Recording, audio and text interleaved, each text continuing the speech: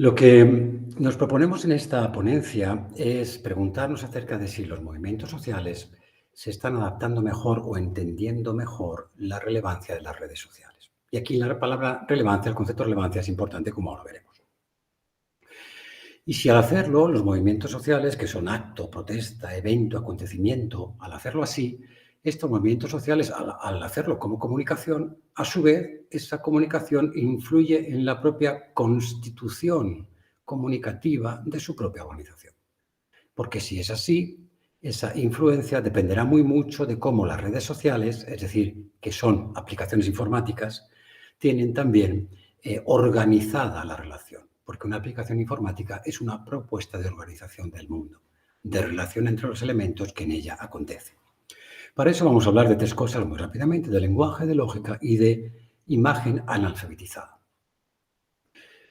Cuando hablamos de lenguaje, sencillamente es un apunte para decir que el que hoy las redes sociales tengan este impacto o Internet tenga este impacto no es algo de ahora, sino que proviene de al menos hace 2 siglos, ¿no? Cuando a la razón nos fue imposible dotarla de una unidad teorética, ¿no?, para la razón misma. Cuando el lenguaje tenía el papel de representación del pensamiento. Es decir, que por un lado estaba el pensamiento y por otro lado el lenguaje. La imposibilidad de explicar qué significa tener pensamientos por un lado y lenguaje por otro, la no existencia de un modo de expresar esos pensamientos si no es con lenguaje, hizo naturalmente venir a menos esta pretensión del lenguaje como representación del pensamiento. El que por un lado estuvieran las ideas y por otro el lenguaje. Esta fue la revolución analítica de principios del siglo XIX, Cauchy, la matemática, los números infinitesimales, Frege, Russell, el círculo de Viena, etcétera, etcétera. A quien se encargó indagar esta posibilidad de qué significa que pensamiento y lenguaje fueran juntos o estuvieran estrechamente interrelacionados fue la teoría del significado.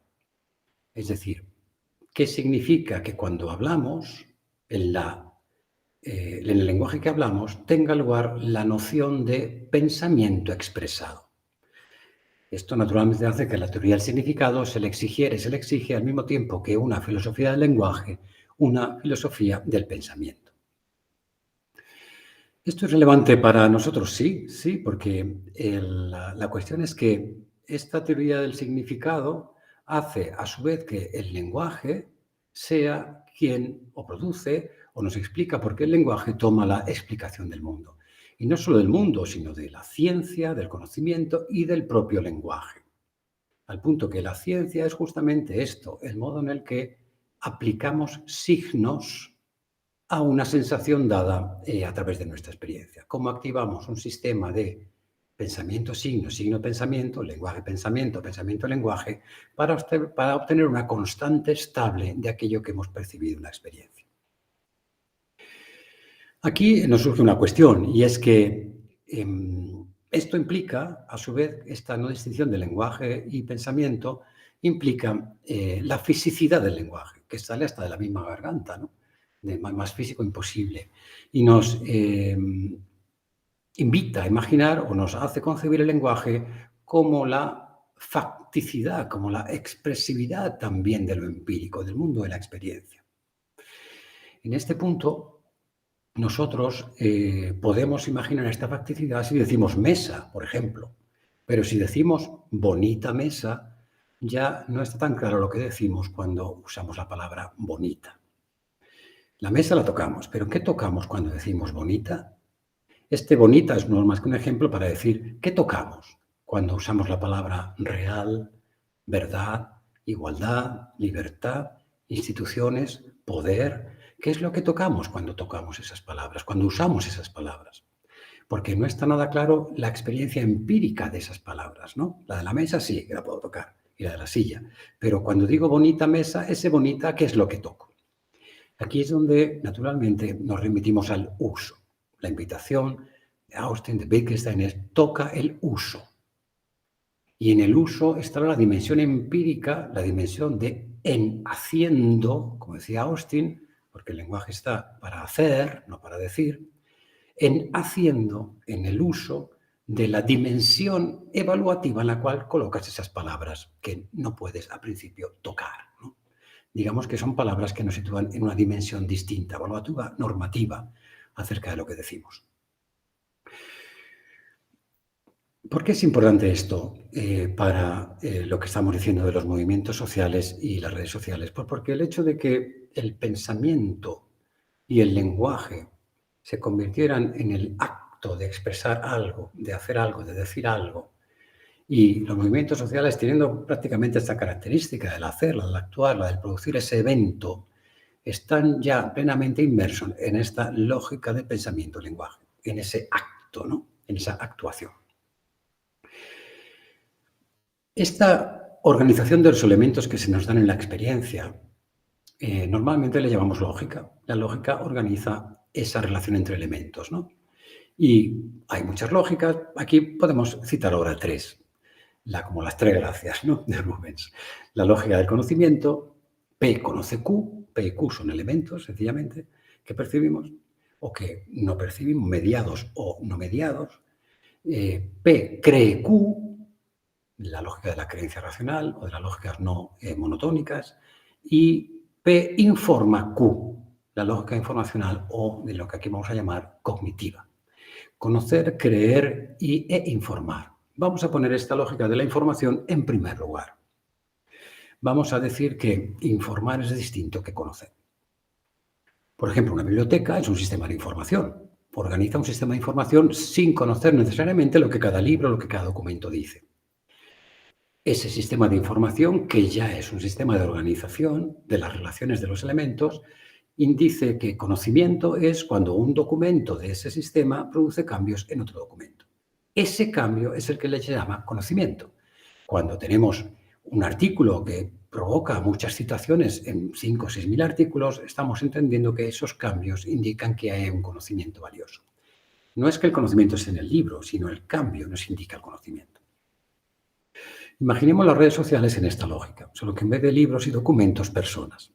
Y esto es más delicado todavía, porque aquí las redes sociales, como aplicaciones informáticas que son, necesitan estar permanentemente atentos a la percepción que los usuarios tienen de la organización de lo que sucede en la red. Y a la vez los usuarios necesitan estar permanentemente atentos de cuál es la situación informacional que la red le devuelve de cada uno de los usuarios.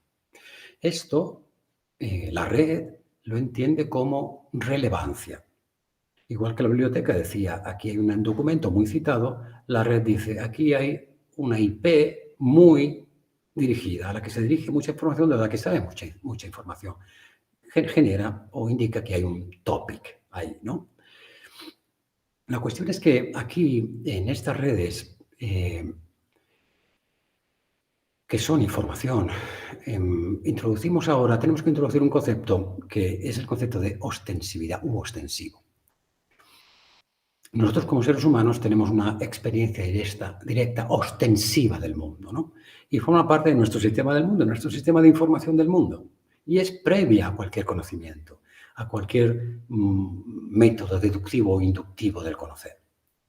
Esta experiencia ostensiva del mundo es la que está incrustada, encastrada en nuestra propia vida y hace que, igual que respiramos sin conocer y sin darnos cuenta, hace que mantengamos esta estabilidad nuestra en el mundo y lo podamos inteligir. Bueno, pues esta dimensión ostensiva, que podemos decir que es información, y que nosotros no nos damos cuenta, si se quiere, es una actitud pasiva, ¿no?, ante el mundo, porque la recibimos igual que respirar, como hemos dicho. Es la que volcamos permanentemente en las redes sociales. Volcamos la dimensión ostensiva de nuestra experiencia. Al alimentar las redes sociales esa dimensión ostensiva, las redes hacen lo mismo que hacemos nosotros, organizarnos como información. Y conforme al lenguaje normativo que ha constituido e instituido la propia aplicación, las ordena aplicando el concepto de relevancia y nos las devuelve conforme a la relevancia de esa información para nosotros, porque así la hemos llamado en un buscador o en las mismas redes sociales. Y no solo nos las devuelve, sino que genera un sistema predictivo de todo aquello que podamos necesitar. Es muy importante entender cómo la dimensión ostensiva de nuestra experiencia directa del mundo, eso que ahora se le llamaba conocimiento por acquaintance, cuando hablaba también por conocimiento por descripción, está volcada permanentemente en las redes sociales. Que naturalmente un movimiento social es a lo que se dedica, con sus actos, con sus eventos, con sus acontecimientos, con sus protestas, volcar experiencia directa del mundo, naturalmente de lo que provoca como acto, como movimiento social, en las redes sociales como información. Este volcarlo así, esta expresividad mía del mundo, en lo que conozco y digo, a lo que apunto directamente como conocimiento, como gesto, es lo que nos lleva a al tercer punto, el de la imagen analfabeta. No quiere decir que Internet nos quiera analfabetos, no. Lo que queremos decir con esto es an-alfabetos. Imaginemos por un momento que no existe la escritura, que no existe la lectura.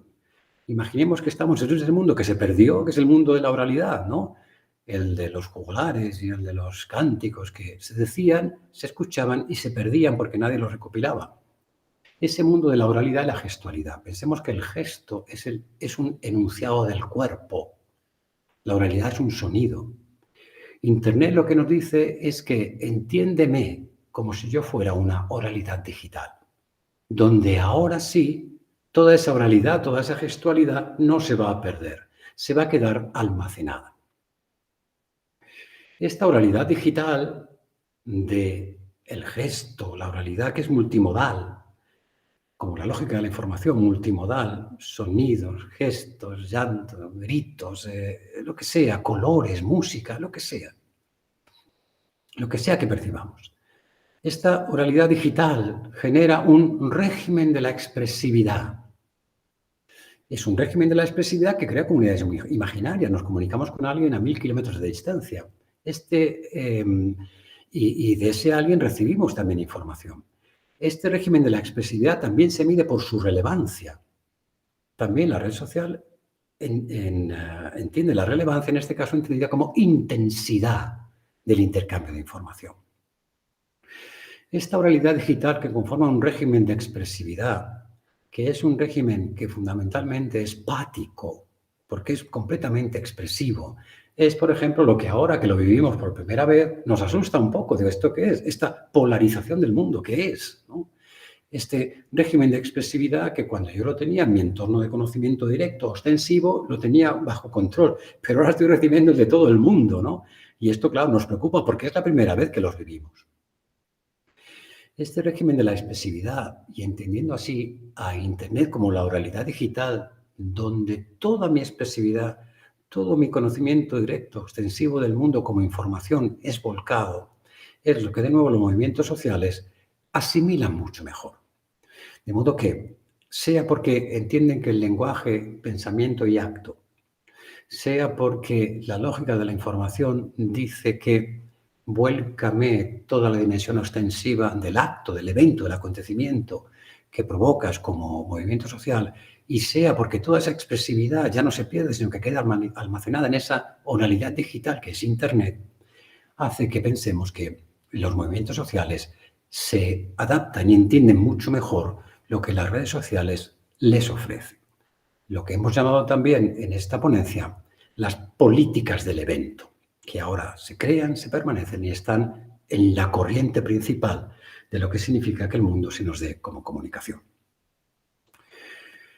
Que se pierde la dimensión ostensiva de nuestra experiencia diaria, que está siendo absolutamente cubierta por esa otra dimensión de la información. Sí, sí. Me acuerdo de Herzen cuando decía a mitad del siglo XIX que lo que denominaba el sublime acto virtuoso negativo de dejar a la gente en paz. Pero este era Herzen y en el siglo XIX. Nada más. Muchas gracias.